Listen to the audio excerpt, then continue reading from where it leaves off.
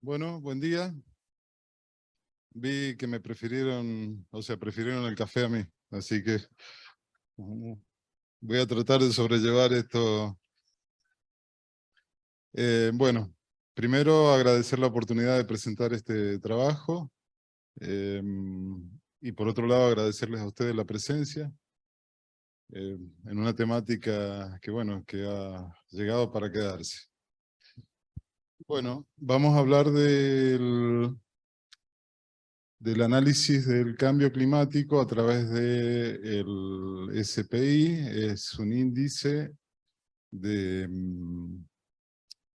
precipitación estandarizado y aplicado en la cuenca del Arroyo Seco. Me acabo de enterar que se llama La Soltera, ese, ese cruce. Con algunas particularidades sobre la situación que se presentó en ese lugar, que también vamos a tratar de comentarles. Bueno, por un lado, para que se ubiquen, eh, eso es Uspallata, y a unos pocos kilómetros hacia el sur está esta quebrada. Es el kilómetro 1125 de la Ruta Nacional número 7. Las características, este era el puente original, tenía 3 vanos de 10, 20 y 10 y una altura de 6 metros. Les pido que tengan presente la forma de los tabiques, la ubicación de los tabiques, esta losa de hormigón que tiene en el fondo, para que después cuando veamos las fotos de lo ocurrido con el incidente, podamos tener una magnitud de lo que ocurrió. El puente ferroviario, que es este que está acá, tenía un vano de 20 metros y una altura también aproximada de 6 metros. Bien, el evento del 1 de febrero de 2016 fue un evento de una precipitación muy intensa durante todo el día, con un pico cerca de mediodía. Esto produjo el colapso del puente vial y además, bueno, aprovechemos para fijar acá. Quedó completo, semi erosionado el estribo de margen izquierda. Fíjense, presten atención a esto también, que era una de los muros laterales del soporte. Otra vista de la margen izquierda. Esa es la margen derecha que quedó prácticamente intacta. Esto es aguas abajo del puente. Fíjense que la defensa que tiene, a pesar de que destruyó el puente, se mantuvo bastante bien. Es interesante como alternativa para analizar. Son losas de hormigón conectadas con hierros. Y también se puede ver que los tabiques desaparecieron completamente. Es decir, que el evento destruyó de raíz esos tabiques. Bien, el colapso del puente ferroviario y finalmente un endicamiento temporal del río Mendoza y el destino final del tablero del puente justamente del otro lado del río. Bien, este es el estado final del cruce, luego del aluvión, ya acá con las obras de pasada, provisorias. Bien, Entonces, una de las condiciones que tenía que tener el proyecto del nuevo puente, o sea, implicaba la revisión de la hidrología, el estudio hidráulico del cruce, y para ello, bueno, lo primero era contar con la topografía, para luego establecer las dimensiones de la cuenca, definir las características de la cuenca también. Fíjense, presten atención también a esto, que el largo del cauce es de alrededor de 7 kilómetros. El tiempo de concentración, es decir, lo que tarda la última gota en llegar hasta el punto de salida de la cuenca, es levemente mayor a media hora. Y el tiempo, el TELAG, es el tiempo que es desde el núcleo de la tormenta hasta el pico del hidrograma en el punto de salida, que son 21 minutos. Es decir, que es una cuenca de una respuesta muy rápida.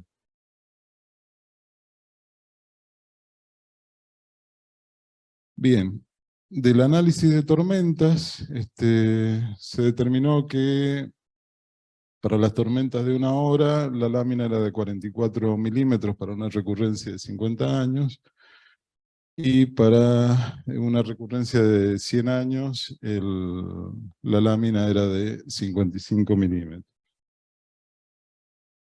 Finalmente, los resultados nos dieron, para esas características, 42 metros cúbicos para una recurrencia de 50 años y de 71 metros cúbicos para una recurrencia de 100 años.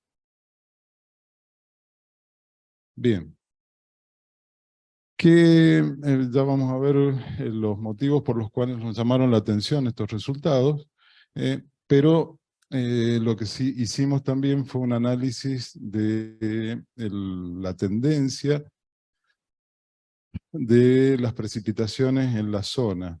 Para eso utilizamos lo que se llama el índice de precipitación estandarizado, que fue planteado por McKee y colaboradores en el 93, ha sido adoptado por la Organización Meteorológica Mundial, porque es un método muy sencillo, es simple de calcular justamente, requiere solamente los datos de precipitación mensual.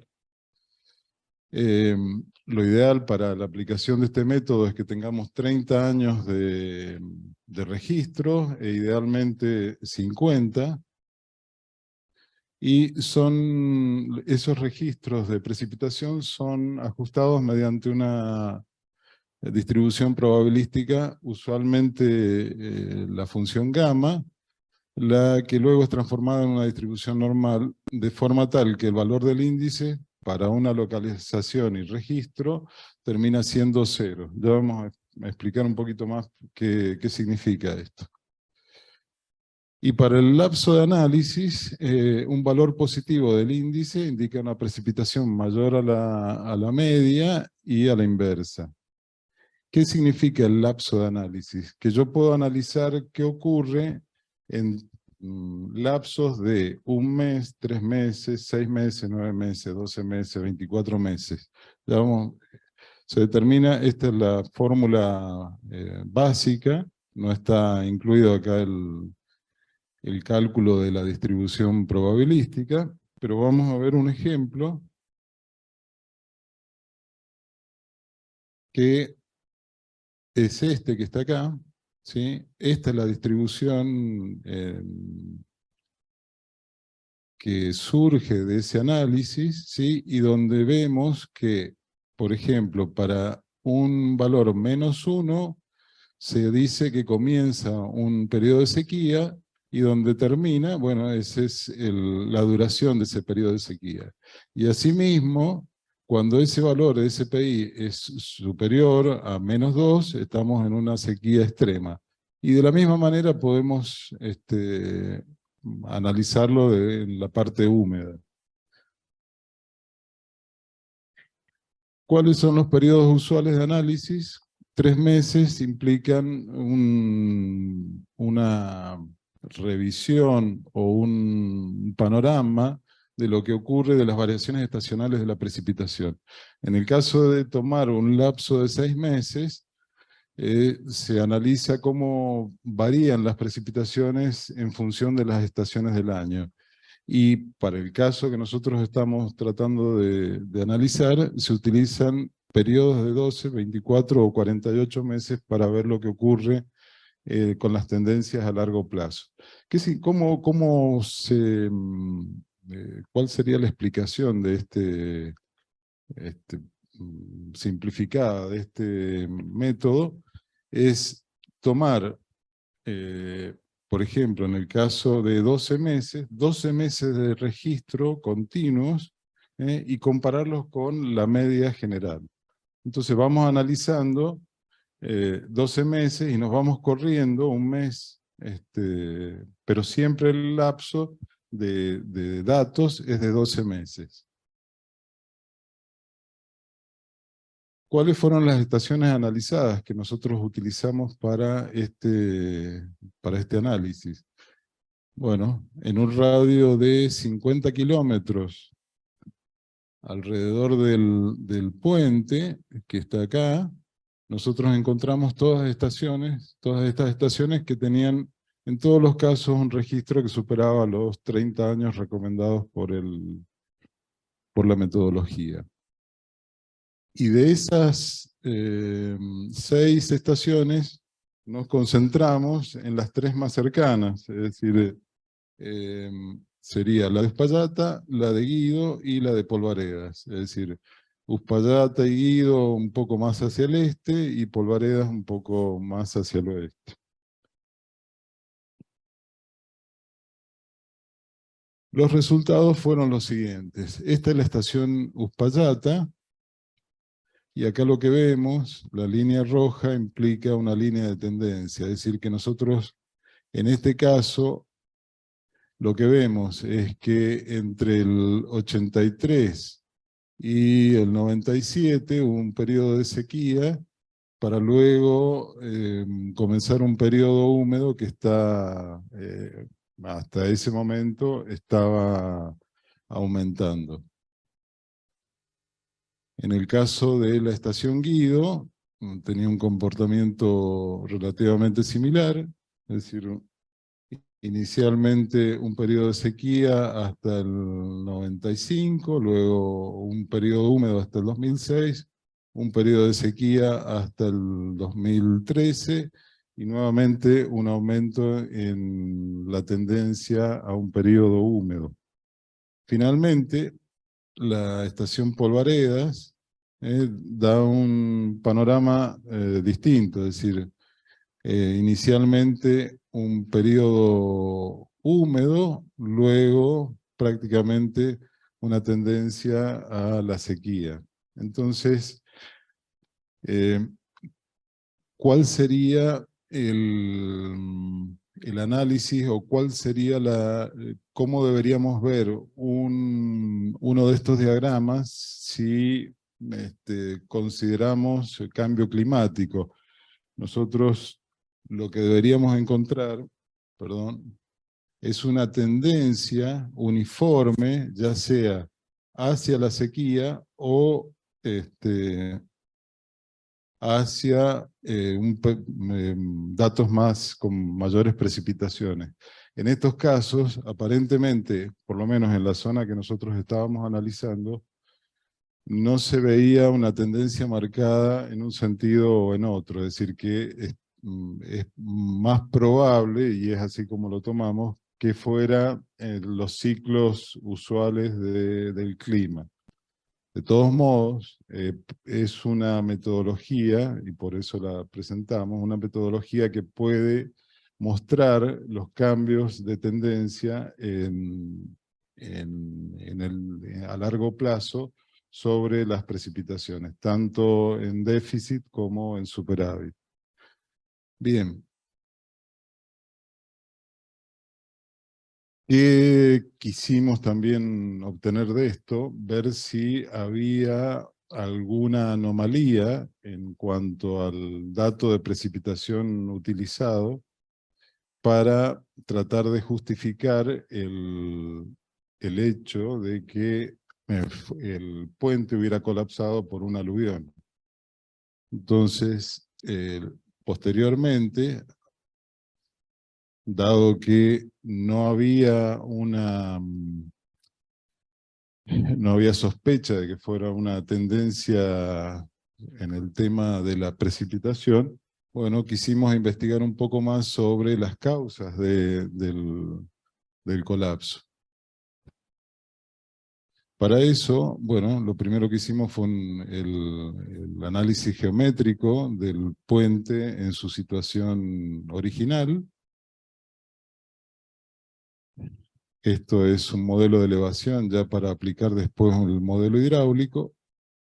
Y con los datos de caudal que habíamos calculado en el estudio hidrológico, lo que se hizo fue determinar el comportamiento hidráulico del cauce para esos caudales. Esto que figura acá es el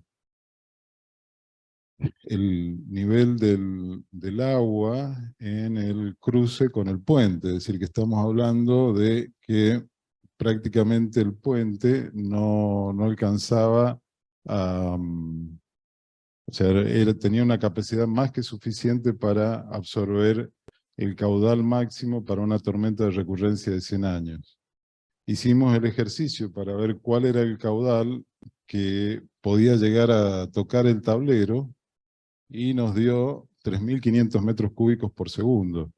Es decir, impensable ese caudal para una cuenca como la que habíamos visto que tenía alrededor de 18 kilómetros cuadrados. Entonces, bueno, este fue otro tema que llamó la atención en el análisis, ¿sí? Y bueno, volviendo a lo que comentaba recién, el tirante era de 1,50 m con respecto a los 6 que existía, que tenía el puente. La hora de la tormenta, el pico de la tormenta, se estima que fue alrededor de la 1 de la tarde y la rotura del puente fue cerca de las 17. Tuvimos oportunidad también de hablar con testigos del evento. Fue un pulso breve, de acuerdo a lo comentado por estos testigos, con rocas muy grandes pasando por el cauce. Otra cosa que llamó la atención también fue el estado de las barandas, es decir, que evidentemente había habido flujo por encima del tablero, no solamente por debajo, es decir, que había logrado desprender las barandas del puente. El volumen de sedimentos que estuvieron involucrados, fíjense en esta mancha de sedimentos comparada con la mancha inicial que prácticamente no tenía, no afectaba el cauce del río Mendoza. En su momento, el río fue indicado por este volumen de sedimentos.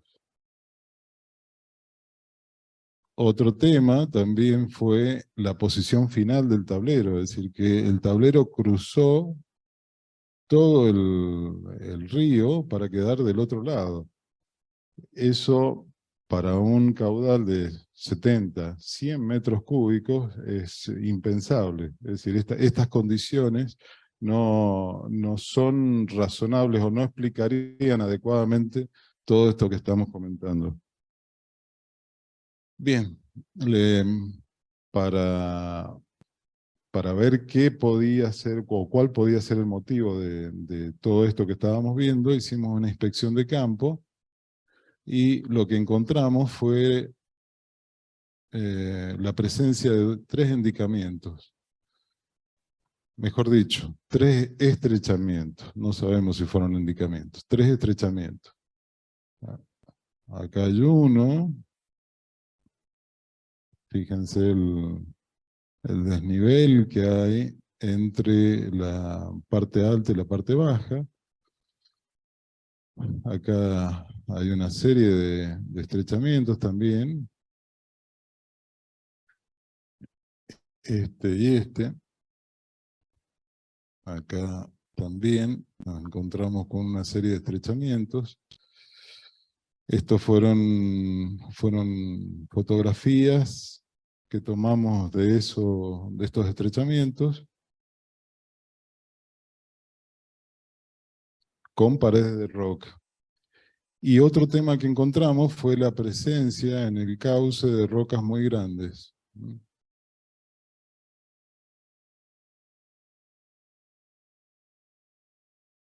Bien, a partir de eso hicimos un estimado, una estimación de la posible mecánica del colapso y entendemos que, por un lado, se produjo un endicamiento o más en esos lugares que habíamos comentado, la rotura de ese endicamiento, un aluvión, un pico de roca, barro y agua, hacia aguas abajo, un flujo que se recostó sobre la margen izquierda. Vamos a volver un segundito hacia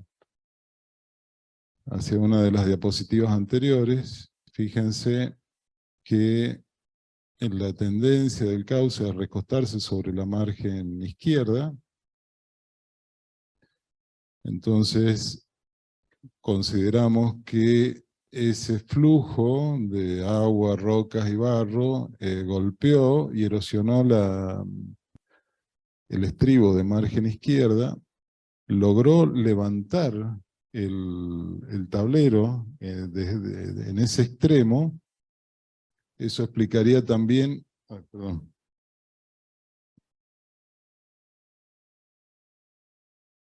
Eso explicaría también la rotura de este muro lateral del soporte. Consideramos que el tablero, una vez que es desprendido de su lateral izquierdo, rota alrededor del estribo derecho y se alinea con el cauce, para luego trasladarse por el eje del lecho, empujar el tablero del puente ferroviario y finalmente terminar cruzando el río Mendoza. Eso consideramos que son la mecánica probable de la situación que se produjo en este cruce. Bien. Este es el estado, bueno, repetimos la diapositiva, este es el estado final, con toda la mancha de sedimentos, que por supuesto el caudal que estábamos comentando de 70 metros cúbicos para una recurrencia de 100 años no puede ser explicado por ese motivo. Tampoco la capacidad de llevar un tablero de un puente de esas dimensiones, recordemos que tenía 40 metros de longitud, y llevarlo desde su posición original hasta donde terminó en su punto final. Así que, bueno, yo creo que con esto está de alguna manera explicada la mecánica del colapso y de lo que también estaba, lo que era de interés en esta presentación era esta metodología del índice SPI para poder estimar o prever alguna tendencia en precipitaciones a largo plazo. Así que bueno, con eso termina la presentación. Muchísimas gracias al ingeniero Carlos Devandi.